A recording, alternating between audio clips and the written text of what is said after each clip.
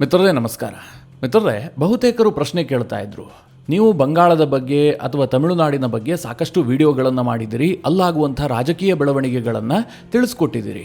ಆದರೆ ಕೇರಳದ ಬಗ್ಗೆ ಯಾಕೆ ಮಾಡ್ತಾ ಇಲ್ಲ? ಕೇರಳದ ಬಗ್ಗೆ ಕೂಡ ವಿಡಿಯೋ ಮಾಡಿ, ಕಾಂಗ್ರೆಸ್ ಗೆದ್ದಿದೆ ಅನ್ನುವ ಕಾರಣಕ್ಕಾಗಿ ಆ ಬಗ್ಗೆ ವಿಡಿಯೋ ಮಾಡ್ತಿಲ್ವಾ ಅಂತ ಕೆಲವರು ಪ್ರಶ್ನೆ ಕೇಳ್ತಾ ಇದ್ರು. ಕೇರಳದಲ್ಲಿ ಕಾಂಗ್ರೆಸ್ ಗೆದ್ದಿದೆ ಅಂತ ಯಾರಾದರೂ ಅಂದುಕೊಂಡಿದ್ದೇ ಆದರೆ ಅದು ಅಕ್ಷರಶಃ ಸುಳ್ಳು. ಯಾಕೆ ಈ ಮಾತು ಹೇಳ್ತಾ ಇದ್ದೀನಿ ಅಂತಂದರೆ, ಕೇರಳದಲ್ಲಿ ಕಾಂಗ್ರೆಸ್ ಕೇವಲ ಮುಖವಾಡ ಮಾತ್ರ. ಅದರ ಹಿಂದಿನ ಶಕ್ತಿ ಅಥವಾ ಅದರ ಆತ್ಮ ಇರುವಂಥದ್ದು IUML, Indian union Muslim league ಕೈಯಲ್ಲಿ. ಕೇಳಿದ್ರೆ ನಿಮಗೆ ಆಶ್ಚರ್ಯ ಆಗಬಹುದು, ಅಥವಾ ಕಾಂಗ್ರೆಸ್ ವಿರೋಧಿಸೋದಕ್ಕೋಸ್ಕರವಾಗಿ ಈ ರೀತಿಯಾಗಿ ಹೇಳ್ತಾ ಇದ್ದಾನೆ ಅಂತ ನಿಮಗೆ ಅನ್ನಿಸ್ಲೂಬಹುದು. ನಾನಿವತ್ತು ಕೆಲವೊಂದಷ್ಟು ಸಾಕ್ಷ್ಯಗಳನ್ನು ಕೊಡ್ತೀನಿ.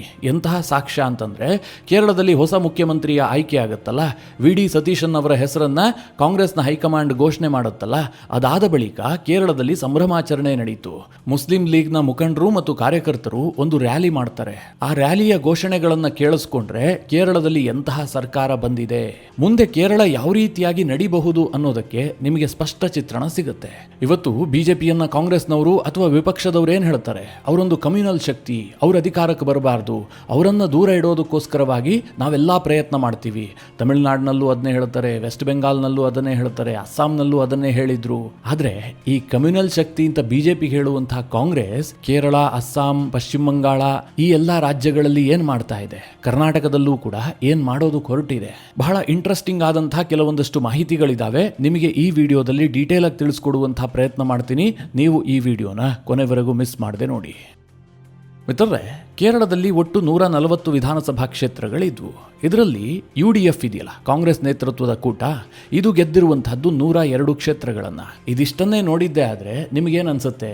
ಬಹಳ ಅತ್ಯುತ್ತಮವಾದಂತಹ ರಿಸಲ್ಟ್ ಅನ್ನ ಕಾಂಗ್ರೆಸ್ ಪಡೆದುಕೊಂಡಿದೆ, ಸ್ಪಷ್ಟವಾದಂತಹ ಜನಾದೇಶ ಕಾಂಗ್ರೆಸ್ಗೆ ಸಿಕ್ಕಿದೆ ಅಂತ ಅನಿಸುತ್ತೆ. ಆದರೆ ಕೇರಳದಲ್ಲಿ ಕಾಂಗ್ರೆಸ್ ಮಾತ್ರ ಅಧಿಕಾರಕ್ಕೆ ಬಂದಿಲ್ಲ, ಅವರ ಜೊತೆಗೆ ಇಂಡಿಯನ್ ಯೂನಿಯನ್ ಮುಸ್ಲಿಂ ಲೀಗ್ ಕೂಡ ಅಧಿಕಾರಕ್ಕೆ ಬಂದಿದೆ. ಯಾಕೆ ಇದನ್ನು ನಾನು ಈ ರೀತಿಯಾಗಿ ಸಪರೇಟ್ ಆಗಿ ಉಲ್ಲೇಖ ಮಾಡ್ತಾ ಇದ್ದೀನಿ ಅಂತಂದರೆ, ಇದನ್ನು ಸ್ವತಃ ಇಂಡಿಯನ್ ಯೂನಿಯನ್ ಮುಸ್ಲಿಂ ಲೀಗ್ ಘೋಷಣೆ ಮಾಡಿದೆ. ಕೇರಳದಲ್ಲಿ ಕಾಂಗ್ರೆಸ್ ಏನೂ ಇಲ್ಲ, ಅವರು ಡಮ್ಮಿ, ನಾವೇನು ಹೇಳ್ತೀವೋ ಅದೇ ನಡೆಯುತ್ತೆ. ಮುಸ್ಲಿಂ ಲೀಗ್ ಕೇರಳವನ್ನ ಆಳುತ್ತೆ, ಮುಸ್ಲಿಂ ಲೀಗ್ ಮಾಡಿದ ಕಾನೂನೇ ಕೇರಳದಲ್ಲಿ ಜಾರಿ ಆಗತ್ತೆ, ಹೀಗಂತ ಇಂಡಿಯನ್ ಯೂನಿಯನ್ ಮುಸ್ಲಿಂ ಲೀಗ್ನ ನಾಯಕರು ಬೀದಿಯಲ್ಲಿ ಘೋಷಣೆ ಮಾಡಿದ್ದಾರೆ. ಅಷ್ಟಕ್ಕೂ ಆಗಿದ್ದೇನು ಕೇಳಿದ್ರೆ, ನಿಮಗೆಲ್ಲ ಗೊತ್ತೇ ಇದೆ, ಕೇರಳದಲ್ಲಿ ರಿಸಲ್ಟ್ ಬಂದ 10 ದಿನಗಳ ಕಾಲ ಅಲ್ಲಿನ ಮುಖ್ಯಮಂತ್ರಿಯ ಆಯ್ಕೆ ಆಗಿರೋದಿಲ್ಲ. ಕಾಂಗ್ರೆಸ್ ಹೈಕಮಾಂಡ್ ಸರ್ಕಸ್ ಮಾಡ್ತಾ ಇರುತ್ತೆ. ಯಾಕೆ ಅಂತಂದ್ರೆ, ಪ್ರಮುಖವಾಗಿ 3 ಹೆಸರುಗಳು ಕೇಳಿ ಬಂದಿರ್ತವೆ. KC ವೇಣುಗೋಪಾಲ್ ಫ್ರಂಟ್ ರನ್ನರ್ ಆಗಿದ್ರು, VD ಸತೀಶನ್ ಮತ್ತು ರಮೇಶ್ ಚೆನ್ನಿತಾಲಾ ಕೂಡ ರೇಸ್ನಲ್ಲಿದ್ರು. ಬಹುತೇಕ ಕಾಂಗ್ರೆಸ್ಸಿಗರು ಏನಂದುಕೊಂಡಿದ್ರು ಗೊತ್ತಾ? 100ಕ್ಕೆ 100ರಷ್ಟು KC ವೇಣುಗೋಪಾಲ್ ಕೇರಳದ ಮುಖ್ಯಮಂತ್ರಿ ಆಗಬಹುದು ಅಂತ. ಯಾಕೆ ಅಂತಂದ್ರೆ, ರಾಹುಲ್ ಗಾಂಧಿ ಅವರ ರೈಟ್ ಹ್ಯಾಂಡ್, ಇಷ್ಟು ದಿನ ಪಕ್ಷಕ್ಕಾಗಿ ಸಾಕಷ್ಟು ಕೆಲಸ ಮಾಡಿದ್ದಾರೆ.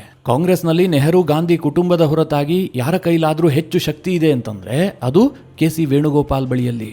ಅಂದರೆ ಪಕ್ಷದಲ್ಲಿ ಅಷ್ಟೊಂದು ಪವರ್ಫುಲ್ ಆಗಿ ಗುರುತಿಸಿಕೊಂಡಿದ್ದಾರೆ. ಹೀಗಾಗಿ ಸಹಜವಾಗಿ ಅವರೇ ಕೇರಳದಲ್ಲಿ ಮುಖ್ಯಮಂತ್ರಿ ಆಗ್ತಾರೆ.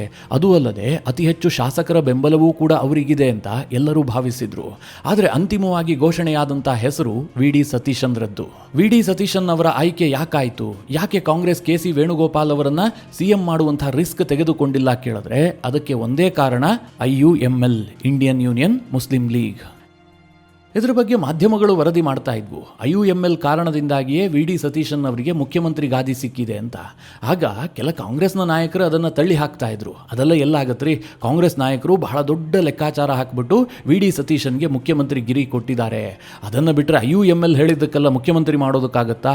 ಈ ಟೋನ್ನಲ್ಲಿ ಕಾಂಗ್ರೆಸ್ ನಾಯಕರು ಮಾತನಾಡ್ತಾ ಇದ್ರು. ಆದ್ರೆ ಈಗ ಕೇರಳದಲ್ಲಿ IUML ಘೋಷಣೆ ಮಾಡ್ತಾ ಇದೆ, ನಾವು ಯಾರನ್ನ ಸೂಚನೆ ಕೊಟ್ಟಿದ್ವೋ ಅವರೇ ಮುಖ್ಯಮಂತ್ರಿ ಆಗಿದ್ದಾರೆ, ಕೇರಳದಲ್ಲಿ ಇನ್ಮುಂದೆ ನಡೆಯೋದು ನಮ್ಮ ಶಾಸನ ಅಂತ. VD ಸತೀಶನ್ ಮುಂದಿನ ಮುಖ್ಯಮಂತ್ರಿ ಅಂತ ಘೋಷಣೆ ಆಗ್ತಿದ್ದ ಹಾಗೆ IUMLನವರು ಸಂಭ್ರಮಾಚರಣೆ ಮಾಡಿದ್ರು. ಬೀದಿಗಳಲ್ಲಿ ಅವರ ರ್ಯಾಲಿ ಹೋಯಿತು. ಆಗ ಅವ್ರೇನ್ ಘೋಷಣೆ ಮಾಡಿದ್ರು ಗೊತ್ತಾ? ನಡೆಯಲ್ಲ, ಇನ್ಮುಂದೆ ನಿಮ್ಮದು ನಡೆಯಲ್ಲ. ಯಾ ಸೈಯದ್ ಪಾಣಕ್ಕಾಡ್, ಯಾ ಸೈಯದ್ ಪಾಣಕ್ಕಾಡ್. ಹೇಳಿದ್ದು ಒಂದೇ ಮಾತು, ಸೂಚಿಸಿದ್ದು ಒಂದೇ ಹೆಸರು. ಒಬ್ಬ ವ್ಯಕ್ತಿಯನ್ನೇ ಘೋಷಿಸಲಾಗಿದೆ, ಇನ್ನು ಮುಂದೆ ನಿಮ್ಮದು ನಡೆಯಲ್ಲ. ನಿಮಗಾಗಿಯೇ ಈ ವಿಡಿಯೋ. ಕೇರಳ ಭೂಮಿಯನ್ನ ಲೀಗ್ ಆಳುತ್ತೆ, ಕಾನೂನು ನಿಯಮ ಎಲ್ಲವುದನ್ನ ಲೀಗೆ ನಿರ್ಧರಿಸುತ್ತೆ. ಯಾ ಸೈಯದ್ ಪಾಣಕ್ಕಾಡ್, ಯಾ ಸೈಯದ್ ಪಾಣಕ್ಕಾಡ್. ಇದು ಕೇರಳದಲ್ಲಿ ಮುಸ್ಲಿಂ ಲೀಗ್ ಅವರ ಘೋಷಣೆ. ಪಾಣಕ್ಕಾಡ್ ಈ ಮುಸ್ಲಿಂ ಲೀಗ್ನ ಮುಖ್ಯಸ್ಥ. ಅಂದರೆ ಮುಸ್ಲಿಂ ಲೀಗ್ನವ್ರು ಏನು ಹೇಳ್ತಾ ಇದ್ದಾರೆ ಅಂತಂದರೆ, ನಾವು ಯಾರ ಹೆಸರನ್ನು ಸೂಚಿಸಿದ್ವೋ ನಮ್ಮ ನಾಯಕರಾದಂತಹ ಪಾಣಕ್ಕಾಡ್ ಏನು ಹೇಳಿದ್ರೋ ಅದೇ ಆಗಿದೆ. ಇನ್ಮುಂದೆ ಕೇರಳದಲ್ಲಿ ಯಾರದ್ದೂ ನಡೆಯೋದಿಲ್ಲ, ಅದು ಕೇವಲ ಮುಸ್ಲಿಂ ಲೀಗ್ನದ್ದೇ ನಡೆಯುತ್ತೆ. ಮುಸ್ಲಿಂ ಲೀಗ್ ಏನು ಹೇಳುತ್ತೋ ಅದೇ ಕಾನೂನಾಗುತ್ತೆ ಅಂತ ಇವರು ಬಹಿರಂಗವಾಗಿಯೇ ಘೋಷಣೆ ಮಾಡ್ತಾ ಇದ್ದಾರೆ. ಈ ಹೇಳಿಕೆಯನ್ನ ಕೇರಳದ ನಿಯೋಜಿತ ಮುಖ್ಯಮಂತ್ರಿ ವಿ.ಡಿ. ಸತೀಶನ್ ಖಂಡಿಸಿದ್ದಾರೆ. ಇದು ಕೆಲವರು ಕಮ್ಯುನಲ್ ಹಾರ್ಮನಿಗೆ ಧಕ್ಕೆ ತರೋದಕ್ಕೋಸ್ಕರವಾಗಿ ಹೀಗೆ ಮಾಡ್ತಾರೆ. ಆದರೆ ಪಾಣಕ್ಕಾಡಿದಾರಲ್ಲ, ಅವರೊಬ್ಬ ಜಾತ್ಯತೀತವಾದಂತಹ ನಾಯಕ. ಇದನ್ನ ಹೇಳಿರೋದು ವಿ.ಡಿ. ಸತೀಶನ್. ಈ ಹಿಂದೆ ರಾಹುಲ್ ಗಾಂಧಿ ಕೂಡ ಹೇಳಿದ್ರು, ಮುಸ್ಲಿಂ ಲೀಗ್ ಬಹಳ ಜಾತ್ಯತೀತವಾದಂತಹ ಪಕ್ಷ ಅಂತ. ಈಗ ವಿ.ಡಿ. ಸತೀಶನ್ ಕೂಡ ಅದನ್ನೇ ಹೇಳ್ತಾ ಇದ್ದಾರೆ. ನನಗೆ ಅರ್ಥ ಆಗದೆ ಇರುವಂತಹ ವಿಚಾರ ಇದೆ. ಈಗ ಬಿಜೆಪಿ ಕಮ್ಯುನಲ್ ಶಕ್ತಿಯಂತೆ, ಬಿಜೆಪಿಯವರು ಅಧಿಕಾರಕ್ಕೆ ಬಂದರೆ ಕೋಮುವಾದ ಮಾಡ್ತಾರಂತೆ. ಅದೇ ಕಾಂಗ್ರೆಸ್ನವರು ಮುಸ್ಲಿಂ ಲೀಗ್ ಜೊತೆಗೆ ಹೋಗ್ತಿದ್ದ ಹಾಗೆ ಆ ಮುಸ್ಲಿಂ ಲೀಗ್ ಇದೆಯಲ್ಲ, ಅದೇ ಜಾತ್ಯತೀತವಾಗ್ಬಿಡುತ್ತೆ. ಮಿತ್ರರೇ, ಅದೇನೇ ಇರಲಿ, ಬಿಹಾರದ ಚುನಾವಣಾ ಫಲಿತಾಂಶ ಬರ್ತಿದ್ದ ಹಾಗೆ ಪ್ರಧಾನಿ ನರೇಂದ್ರ ಮೋದಿ ಅವರು ದೆಹಲಿಯಲ್ಲಿ ಒಂದು ಮಾತು ಹೇಳಿದ್ರು. ಇವತ್ತು ಕಾಂಗ್ರೆಸ್ ಇದೆಯಲ್ಲ, ಅದು ಮಾವೋವಾದಿ ಮುಸ್ಲಿಂ ಲೀಗ್ ಆಗ್ತಾ ಇದೆ. ಯಾಕೆ ಹಾಗೆ ಹೇಳಿದ್ರು ಅಂತ ಬಹುತೇಕರಿಗೆ ಅರ್ಥ ಆಗಿರಲಿಲ್ಲ. ಈಗ ಕೇರಳ ಮತ್ತು ಅಸ್ಸಾಂನ ರಿಸಲ್ಟ್ ಬರ್ತಿದ್ದ ಹಾಗೆ ಇದು ಇಡೀ ದೇಶಕ್ಕೆ ಅರ್ಥ ಆಗಿದೆ. ಅದು ಹೇಗೆ ಕೇಳಿದ್ರೆ, ಕೇರಳದಲ್ಲಿ ಕಾಂಗ್ರೆಸ್ ದೊಡ್ಡ ಪಕ್ಷವಾಗಿ ಹೊರಹೊಮ್ಮಿದ್ರೂ ಕೂಡ ಅವರ ಕಂಪ್ಲೀಟ್ ಕಂಟ್ರೋಲ್ ಮುಸ್ಲಿಂ ಲೀಗ್ ಕೈಲಿದೆ. ಜೊತೆಗೆ ಕೇರಳದಲ್ಲಿ ಗೆದ್ದಂತಹ ಅಭ್ಯರ್ಥಿಗಳ ಲೀಸ್ಟನ್ನು ನೋಡಿ. ಕೇರಳದಲ್ಲಿ UDF 32 ಸೀಟುಗಳನ್ನು ಗೆದ್ದಿದೆಯಲ್ಲ, ಅದರಲ್ಲಿ 30 ಶಾಸಕರು ಮುಸ್ಲಿಂ ಶಾಸಕರು. ಕಾಂಗ್ರೆಸ್ನಿಂದ 8 ಮುಸ್ಲಿಂ ಶಾಸಕರು ಆಯ್ಕೆಯಾದರೆ ಈ IUMLನಿಂದ 22 ಶಾಸಕರು ಆಯ್ಕೆಯಾಗಿದ್ದಾರೆ. IUML ಕೇರಳದಲ್ಲಿ ಒಟ್ಟು 26 ಕ್ಷೇತ್ರಗಳಲ್ಲಿ ಸ್ಪರ್ಧೆ ಮಾಡಿತ್ತು. ಅದರಲ್ಲಿ 25 ಕ್ಷೇತ್ರಗಳನ್ನು ಮುಸ್ಲಿಮರಿಗೆ ಟಿಕೆಟ್ ಕೊಟ್ಟಿರೋದು. ಅಂದ್ರೆ ಇವರು ಅಧಿಕಾರಕ್ಕೆ ಬರೋದಕ್ಕೆ ಮುಂಚೆಯೇ ಮುಸ್ಲಿಮರನ್ನ ಎಷ್ಟು ಓಲೈಕೆ ಮಾಡೋದಕ್ಕಾಗುತ್ತೋ ಅಷ್ಟು ಓಲೈಕೆ ಮಾಡಿದ್ದಾರೆ. IUML ಜೊತೆಗೆ ಸೇರ್ಕೊಂಡು ಅವ್ರು ಏನು ಹೇಳ್ತಾರೋ ಎಲ್ಲದಕ್ಕೂ ಕೂಡ ಸರೆಂಡರ್ ಆಗಿದ್ದಾರೆ. ಈಗ ಅಧಿಕಾರಕ್ಕೆ ಬಂದ ಬಳಿಕವೂ ಕೂಡ IUMLಗೆ ಸರೆಂಡರ್ ಆಗಿ ಕೇರಳದಲ್ಲಿ ಇವರು ಸರ್ಕಾರ ರಚನೆ ಮಾಡ್ತಾ ಇರೋದು. ರಾಹುಲ್ ಗಾಂಧಿ ಪ್ರಧಾನಿ ನರೇಂದ್ರ ಮೋದಿಗೆ ಹೇಳ್ತಾರಲ್ಲ, ನರೇಂದ್ರ ಸರೆಂಡರ್, ಟ್ರಂಪ್ ಮುಂದೆ ಸರೆಂಡರ್ ಆಗಿದ್ದಾರೆ, ಹೀಗೆಲ್ಲ ಇವರು ಪುಂಖಾನುಪುಂಖವಾಗಿ ಭಾಷಣ ಮಾಡ್ತಾರಲ್ಲ. ಆ್ಯಕ್ಚುಲಿ ಕೇರಳದಲ್ಲಿ ಯಾರು ಸರೆಂಡರ್ ಆಗಿರೋದು ಕೇಳಿದ್ರೆ ಇಡೀ ಕಾಂಗ್ರೆಸ್ IUMLಗೆ ಕಂಪ್ಲೀಟ್ ಸರೆಂಡರ್ ಆಗಿದ್ದಾರೆ, ಅದರಲ್ಲಿ ಡೌಟೇ ಇಲ್ಲ. ಹೀಗಾಗಿ IUMLನ ಕಾರ್ಯಕರ್ತರು ಹೇಳ್ತಾ ಇರೋದು, ಮುಂದಿನ ಸರ್ಕಾರ ನಮ್ಮದು, ನಾವೇನು ಹೇಳ್ತೀವೋ ಅದೇ ನಡೆಯುತ್ತೆ ಅಂತ. ಮಿತ್ರರೇ, ಇಲ್ಲಿ IUML ಹೇಳಿಕೆಗೆ ನನ್ನ ವಿರೋಧ ಏನಿಲ್ಲ. ಅವರು ಗೆದ್ದಿದ್ದಾರೆ, ಗೆದ್ದಂತಹ ಸಂದರ್ಭದಲ್ಲಿ ಅವರು ಅದನ್ನೇ ಹೇಳ್ತಾರೆ. ಅಧಿಕಾರ ಸಿಕ್ಕಂತಹ ಸಂದರ್ಭದಲ್ಲಿ ಅವರು ಏನು ಮಾಡ್ತಾರೆ ಇದೆಲ್ಲವೂ ಜಗತ್ತಿಗೆ ಗೊತ್ತಿದೆ. ಇಲ್ಲಿ ನಮ್ಮ ಪ್ರಶ್ನೆ ಇರುವಂತಹದ್ದು IUMLಗಲ್ಲ, ಕೇವಲ ಕಾಂಗ್ರೆಸ್ಗೆ ಮಾತ್ರ. ನೀವು ಮುಸ್ಲಿಂ ರಾಜಕಾರಣ ಮಾಡುವಂತಹ IUML ಜೊತೆಗೆ ಕೈ ಜೋಡಿಸಿ ನಮ್ಮದು ಜಾತ್ಯತೀತ ಪಕ್ಷ ಅಂತ ಹೇಳ್ಕೊಳ್ಳೋದಾದ್ರೆ ಬಿಜೆಪಿ ಕಮ್ಯುನಲ್ ಪಕ್ಷ ಆಗೋದು ಹೇಗೆ? ಇವತ್ತು ಬಿಜೆಪಿ ಕಮ್ಯುನಲ್ ಅಂತ ಹೇಳೋದಕ್ಕೆ ಯಾವುದೇ ಜಾತೀಯವಾದಿ ಅಥವಾ ಧರ್ಮವಾದಿ ಪಕ್ಷಗಳು ಬಿಜೆಪಿ ಜೊತೆಗಿಲ್ಲ. ಇದ್ದಂತಹ ಒಂದು ಶಿವಸೇನೆಯೂ ಕೂಡ ಇವತ್ತು ಹೊರಟೋಗಿದೆ, ಅದು ಕಾಂಗ್ರೆಸ್ ಜೊತೆಗೆ ಸೇರಿಕೊಂಡಿದೆ. ಶಿವಸೇನೆ ಕಾಂಗ್ರೆಸ್ನ ಜೊತೆಗೆ ಬಂದ್ರೆ ಶಿವಸೇನೆಯೂ ಕೂಡ ಜಾತ್ಯತೀತ ಆಗತ್ತೆ. IUML ಕಾಂಗ್ರೆಸ್ನ ಜೊತೆಗೆ ಬಂದ್ರೆ IUML ಕೂಡ ಜಾತ್ಯತೀತವಾಗತ್ತೆ. ಇದು ಕಾಂಗ್ರೆಸ್ನ ಧೋರಣೆಗಳು. ಈ ದೇಶದ ಜನ ಬಹಳ ಸೂಕ್ಷ್ಮವಾಗಿ ಗಮನಿಸ್ತಾ ಇದ್ದಾರೆ. ಈ ಬಾರಿ ರಿಸಲ್ಟ್ ಬಂತಲ್ಲ, ಅದ್ರ ಬಗ್ಗೆ ಸೋಷಿಯಲ್ ಮೀಡಿಯಾದಲ್ಲಿ ಬಹಳ ಚರ್ಚೆ ಆಗಿದೆ. ಯಾಕೆ ಅಂತಂದ್ರೆ, ನಾನು ಕೇರಳದ ಉದಾಹರಣೆಯನ್ನ ಕೊಟ್ಟೆ. ಕೇರಳದಲ್ಲಿ ಕಾಂಗ್ರೆಸ್ ಮತ್ತು ಈ IUML ಸೇರ್ಬಿಟ್ಟು 30 ಮುಸ್ಲಿಂ ಶಾಸಕರನ್ನ ಆಯ್ಕೆ ಮಾಡಿದೆ ಅಂತ. ಕೇವಲ ಕೇರಳದ ಕಥೆಯಲ್ಲ, ಅಸ್ಸಾಂನ ಕಥೆಯನ್ನು ನೀವು ಕೇಳಬೇಕು. ಅಸ್ಸಾಂನಲ್ಲಿ ಕಾಂಗ್ರೆಸ್ ಗೆದ್ದಿದ್ದೇ 19, ಅದರಲ್ಲಿ 18 ಶಾಸಕರು ಮುಸ್ಲಿಂ ಶಾಸಕರು. ಹಾಗಾದ್ರೆ ಯಾರು ಕಮ್ಯುನಲ್ ಶಕ್ತಿಗಳು? ಯಾರು ಒಂದು ಧರ್ಮಕ್ಕೆ ಸೀಮಿತ ಆಗ್ತಾ ಇದ್ದಾರೆ? ಬಿಜೆಪಿಯವರು ಮುಸ್ಲಿಮರಿಗೆ ಟಿಕೆಟ್ ಕೊಟ್ಟಿಲ್ಲ, ಅವರು ಕೇವಲ ಹಿಂದೂಗಳಿಗೆ ಟಿಕೆಟ್ ಕೊಟ್ಟಿದ್ದಾರೆ ಅಂತ ನೀವು ಆರೋಪ ಮಾಡಬಹುದು. ಆದರೆ ಬಿಜೆಪಿ ಎಲ್ಲೂ ಕೂಡ ತನ್ನನ್ನು ತಾನು ಜಾತ್ಯತೀತ ಅಂತ ಕರೆದುಕೊಂಡೇ ಇಲ್ಲ. ನೀವು ಕರೆದುಕೊಳ್ತಾ ಇರೋದು ನಾವು ಜಾತ್ಯತೀತರು ಅಂತ, ಆದರೆ ಮಾಡ್ತಾ ಇರೋದು ಟೋಟಲಿ ಮುಸ್ಲಿಂ ರಾಜಕಾರಣ. ಅವತ್ತೇನೋ ಪ್ರಧಾನಿ ನರೇಂದ್ರ ಮೋದಿ ಅವರು ಕಾಂಗ್ರೆಸ್ ಇವತ್ತು ಮಾವೋವಾದಿ ಮುಸ್ಲಿಂ ಲೀಗ್ ಆಗ್ತಾ ಇದೆ ಅಂತ ಹೇಳಿದ್ರು. ಆದರೆ ಅಸ್ಸಾಂ ರಿಸಲ್ಟ್ ಬಂತಲ್ಲ, ಅದಾದ ಬಳಿಕ ಅಲ್ಲಿನ ಬದ್ರುದ್ದೀನ್ ಅಜ್ಮಲ್ ಇದಾರಲ್ಲ, ಅವ್ರು ಹೇಳ್ತಾರೆ ಇವತ್ತು ಕಾಂಗ್ರೆಸ್ ಮುಸ್ಲಿಂ ಲೀಗ್ ಆಗಿದೆ. ಯಾಕೆ ಅಂತಂದ್ರೆ ಕಾಂಗ್ರೆಸ್ನಿಂದ ಗೆದ್ದವರೆಲ್ಲರೂ ಕೂಡ ಮುಸ್ಲಿಮರೇ. ಹೀಗಾಗಿ ಬದ್ರುದ್ದೀನ್ ಅಜ್ಮಲ್ಗೂ ಕೂಡ ಕಾಂಗ್ರೆಸ್ ಮುಸ್ಲಿಂ ಲೀಗ್ ಅನಿಸೋದಕ್ಕೆ ಶುರುವಾಗಿದೆ. ಇದೇ ಕಾರಣದಿಂದಾಗಿ ಕೇರಳದ ಮುಸ್ಲಿಂ ಲೀಗ್ ಸದಸ್ಯರಿಗೆ ಅನಿಸೋದಕ್ಕೆ ಶುರುವಾಗಿದೆ, ಇದು ನಮ್ಮದೇ ಸರ್ಕಾರ, ನಾವೇನು ಹೇಳ್ತೀವೋ ಅದೇ ಮುಂದೆ ಶಾಸನ ಆಗತ್ತೆ, ಅದೇ ಮುಂದಿನ 5 ವರ್ಷಗಳ ಕಾಲ ನಡೆಯುತ್ತೆ ಅಂತ. ಕೇರಳದ ರಾಜಕಾರಣವನ್ನು ನೋಡಿದ್ರೆ ಅಲ್ಲಿನ ಮುಸ್ಲಿಂ ವೋಟ್ ಬ್ಯಾಂಕ್ ಮೊದಲಿನಿಂದಲೂ ಕೂಡ UDF ಜೊತೆಗಿದೆ. ಯಾಕೆ ಅಂತಂದ್ರೆ ಅಲ್ಲಿ IUML ಇದೆ. ಕೇರಳದ ಹಿಂದೂಗಳು ಹೆಚ್ಚಾಗಿ ಎಡಪಕ್ಷಗಳನ್ನು ನೆಚ್ಕೊಂಡಿದ್ದಾರೆ. ಇವತ್ತು ಕೆಲವರು ಕರ್ನಾಟಕದಲ್ಲಿ ಅಂದುಕೊಂಡಿರ್ತಾರೆ ಎಡಪಕ್ಷಗಳು ಜಾತಿ ರಾಜಕಾರಣ ಮಾಡೋದಿಲ್ಲ, ಅವರು ಸೆಕ್ಯುಲರ್ ಅಂತ. ಆದರೆ ಕೇರಳದ ಎಡಪಕ್ಷದ ನಾಯಕರು ಅಲ್ಲಿನ ಮತದಾರರಿಗೆ ಏನು ಹೆದರಿಸಿದ್ರು ಗೊತ್ತಾ? ನೀವೇನಾದರೂ ಒಂದು ವೇಳೆ UDFಗೆ ವೋಟ್ ಹಾಕಿದ್ದೆ ಆದರೆ ಅದು ಮುಸ್ಲಿಮರ ಸರ್ಕಾರ ಬರುತ್ತೆ ಅಂತ. ಇದನ್ನು ಬಿಜೆಪಿಯವರು ಹೇಳಿದ್ದಲ್ಲ, ಕೇರಳದ ಎಡಪಕ್ಷದವರು ಪ್ರಚಾರ ಮಾಡಿದ್ರು. ನೀವು ಕೇರಳದ ಡೆಮೋಗ್ರಫಿಯನ್ನು ನೋಡೋದಾದ್ರೆ ಅಲ್ಲಿ ಹಿಂದೂಗಳಿರುವಂತಹದ್ದು 50ರಿಂದ 51% ಮಾತ್ರ. ಹಾಗೆ ಮುಸ್ಲಿಮರು ಒಂದು 27% ಇದ್ದಾರೆ, 18ರಿಂದ 20% ಕ್ರಿಶ್ಚಿಯನ್ನರಿದ್ದಾರೆ. ಕೇರಳದಲ್ಲಿ ಬಿಜೆಪಿಗೆ ಯಾಕೆ ಯಶಸ್ಸು ಸಿಗ್ತಾ ಇಲ್ಲ ಅಂತಂದರೆ ಅದಕ್ಕೆ ಈ ಡೆಮೋಗ್ರಫಿಯೂ ಕೂಡ ಒಂದು ಕಾರಣ. ಅಲ್ಲಿನ ಹಿಂದೂಗಳಿಗೆ ಏನು ಅನಿಸುತ್ತೆ ಗೊತ್ತಾ, ಒಂದು ವೇಳೆ ನಾವು ಬಿಜೆಪಿಗೆ ಶಿಫ್ಟ್ ಆಗಿದ್ದೇ ಆದರೆ ಬಿಜೆಪಿ ಗೆಲ್ಲುವಂತಹ ಸಾಧ್ಯತೆ ಎಷ್ಟಿದೆ, ವೋಟ್ ವಿಭಜನೆ ಆಗಿಬಿಡುತ್ತೆ, ಅದರ ನೇರ ಲಾಭ ಆಗುವಂಥದ್ದು ಕಾಂಗ್ರೆಸ್ಗೆ ಮತ್ತು IUMLಗೆ. ಈ ಕಾರಣದಿಂದಾಗಿ ಅವರು ಬಹುತೇಕ ಎಡಪಕ್ಷಗಳೊಂದಿಗೆ ಗಟ್ಟಿಯಾಗಿ ನಿಂತುಕೊಂಡಿದ್ದಾರೆ. ನನಗನ್ಸುತ್ತೆ ಮಿತ್ರರೇ, ಮುಂದಿನ ಚುನಾವಣೆ ಕೇರಳದಲ್ಲಿ ಬಹಳ ದೊಡ್ಡ ಚೇಂಜ್ ಅನ್ನು ತರುತ್ತೆ ಅಂತ. ಯಾಕೆ ಅಂತಂದರೆ LDF ತುಂಬ ವೀಕ್ ಆಗಿದೆ, ದೇಶದಲ್ಲಿ ಎಲ್ಲೂ ಕೂಡ ಅವರು ಅಧಿಕಾರದಲ್ಲಿಲ್ಲ. ಪುನಃ ಇನ್ನು ಕೇರಳದಲ್ಲಿ ಎಡಪಕ್ಷಗಳು ಚೇತರಿಸಿಕೊಂಡು ಅಧಿಕಾರಕ್ಕೆ ಬರುವ ಹಂತಕ್ಕೆ ಬೆಳೀತವೆ ಅಂತ ಅಷ್ಟಾಗಿ ಅನ್ನಿಸ್ತಾ ಇಲ್ಲ. ಅದಕ್ಕೊಂದು ಮುಖ್ಯ ಕಾರಣ ಅಂತಂದ್ರೆ ಎಡಪಕ್ಷದಲ್ಲಿ ಸೂಕ್ತವಾದಂತಹ ನಾಯಕತ್ವವೂ ಕೂಡ ಇಲ್ಲ.